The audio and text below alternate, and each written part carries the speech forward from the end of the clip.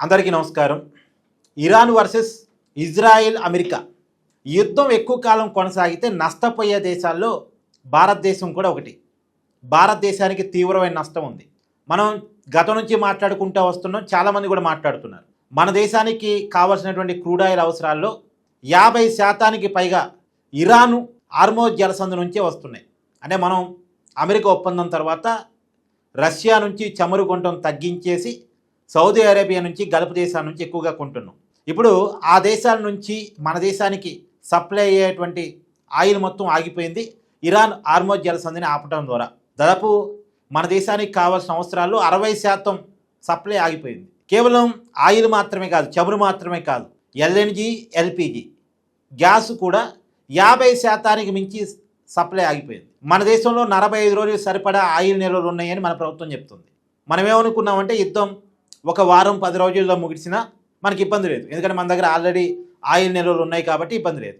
కానీ ట్రంప్ చెప్పుకొస్తున్నారు యుద్ధం ఇప్పట్లో ముగిసేలా లేదు, దాదాపు ఒక 4-5 వారాల పాటు యుద్ధం కొనసాగే అవకాశం ఉంది అని. అంటే మొత్తంగా ఇరాన్ని ఆక్రమించుకునేంత వరకు యుద్ధం కొనసాగించాలని అమెరికా అనుకుంటుంది. యుద్ధం ఎక్కువ కాలం కొనసాగితే మన ఆయిల్ నిల్వలన్నీ కూడా కరిగిపోయే అవకాశం ఉంటుంది. ఒకవైపేమో సప్లై తగ్గిపోయింది, లేదు దాదాపుగా 50-60% సప్లై ఆగిపోయింది. ఇంకోవైపు మన కాడ ఉన్నటువంటి నిల్వలు తగ్గిపోతూ ఉంటాయి. అప్పుడు పెట్రోల్ డీజిల్ రేటు పెరగడం పక్కన పెట్టండి, రేటు పెరిగినా మనం కొంటామేమో మన అవసరం రీత్యా, కానీ కొరత వచ్చింది. అంటే డబ్బులు పెట్టినా సరే పెట్రోల్ లేదు, డీజిల్ లేదు అనే సమస్య వస్తుంది. ఆ సమస్య వచ్చింది అంటే మన దేశం చాలా ఇబ్బంది పడిపోయింది. మన దేశంలో జనాభా ఎక్కువ, మనకు అవసరాలు ఎక్కువ. మన దేశంలో కనుక డీజిల్ పెట్రోల్ కొరత వచ్చింది అంటే మనం చాలా ఇబ్బంది పడిపోతాం.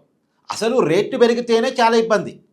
పెట్రోల్ డీజిల్ రేటు పెరిగాయి అంటే ఆటోమేటిక్గా ఆ ప్రభావం ట్రాన్స్పోర్ట్ మీద పడింది. ట్రాన్స్పోర్ట్ మీద పడింది అంటే కూరగాయలు, పండ్లు అన్నీ పెరిగిపోతాయి, నిత్యావసరాలన్నీ పెరిగిపోతాయి.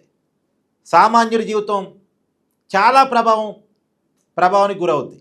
అలాంటిది ఏకంగా పెట్రోల్ సమస్య వచ్చిందంటే, డీజిల్ సమస్య వచ్చిందంటే, అంటే 100 రూపాయలు, అదే ఇప్పుడు 110 రూపాయలే ఉంది కదా లీటర్ పెట్రోల్, రేపటి రోజున 200 రూపాయలు పెట్టినా డీజిల్ లేదు, పెట్రోల్ లేదు అంటే ఆ పరిస్థితి వచ్చే అవకాశం కూడా ఉండొచ్చు యుద్ధం ఎక్కువ కాలం కొనసాగితే. కాకపోతే ఆ పరిస్థితి రాకుండా మనకి రష్యా అండగా నిలుస్తుంది.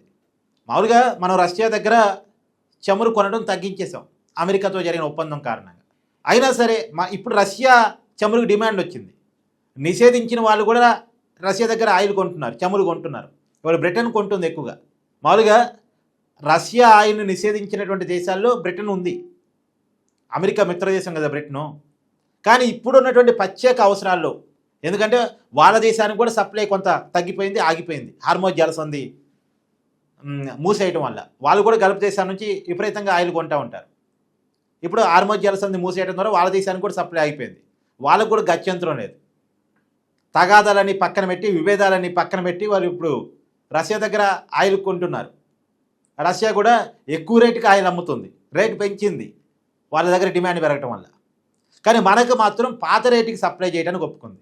నిజానికి ఇక్కడ మనం రష్యా గొప్పతనం ఒప్పుకోవాలి. మీరు మా దగ్గర కొనటం తగ్గించేశారు కదా, మీరు అమెరికాతో ఎక్కువగా వెళుతున్నారు కదా, అమెరికా చెప్పినట్టు వింటున్నారు కదా, కాబట్టి మేము మీకు సప్లై చేయము అని మొండికేయలే. ఇప్పుడు డిమాండ్ వాళ్ళకి వచ్చినా సరే, అంటే వాళ్ళకి డిమాండ్ లేనప్పుడు మనకి ఇవ్వటం వేరే విషయం, వాళ్ళకి డిమాండ్ ఉన్నా సరే మన అవసరాన్ని వాళ్ళు గుర్తించారు కాబట్టి మనకి ఇవ్వటానికి వాళ్ళు ఒప్పుకున్నారు. అంటే మనకి రష్యాతో ఉన్న లాంగ్ రన్ ఫ్రెండ్షిప్ అర్థం చేసుకుంది రష్యా. మనం అమెరికాతో వాణిజ్య ఒప్పందాన్ని కూడా మనకున్నటువంటి ఒత్తిడి పరిస్థితులు అర్థం చేసుకుంది. అందుకనే రష్యా మన మీద ఎక్కడ కూడా ఒక్క నెగిటివ్ కామెంట్ కూడా చేయలే. చూడండి, అమెరికా భారత్ వాణిజ్య ఒప్పందం తర్వాత పొత్తిన భారతదేశం మీద ఒక్క నెగిటివ్ కామెంట్ కూడా చేయలే.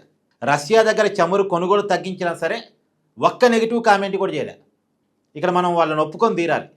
ఇప్పుడు మన అవసరాన్ని గుర్తించారు, మనకి ఆయిల్ సప్లై పెంచడానికి వాళ్ళు అంగీకరించారు.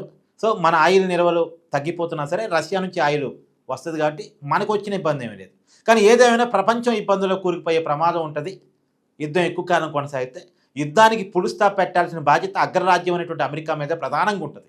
ఎందుకంటే పొద్దున లేస్తే శాంతికి నేను కట్టుబడి ఉన్నాను, నోబుల్ శాంతిపతి నాకు ఇక్కడ రిపీట్ తీసుకోండి, నోబుల్ శాంతి బహుమతి నాకు కావాలని ట్రంప్ అడుగుతూ ఉంటారు కదా. ఇప్పుడు ఆ బాధ్యత తీసుకోవాలి. ఇరాన్ ఆక్రమించడం అనేటువంటి లక్ష్యం కాకుండా వాళ్ళు అనుకున్న లక్ష్యాన్ని సాధించారు. ఖమేనీని చంపేశారు, ఒక స్థాయి నాయకత్వాన్ని చంపేశారు, అణ్వాయుధాలని ధ్వంసం చేశారు. వాళ్ళే చెప్తున్నారుగా, స్టేట్మెంట్ ఇస్తున్నారుగా, అణ్వాయుధ కేంద్రాలను ధ్వంసం చేశాం, స్వరంగ మార్గంలో ఉన్నటువంటి అణ్వాయుధ కేంద్రాన్ని కూడా ధ్వంసం చేశామని చెప్తున్నారు కదా. ఇంకేంటి, అయిపోయింది కదా. మీరు అనుకున్న టార్గెట్ రీచ్ అయ్యారు కాబట్టి ఇక యుద్ధాన్ని పురుస్తా పెట్టడం మంచిదేమోననేది నా అభిప్రాయం. మీ అభిప్రాయాన్ని కూడా కామెంట్ చేయండి. Thank you.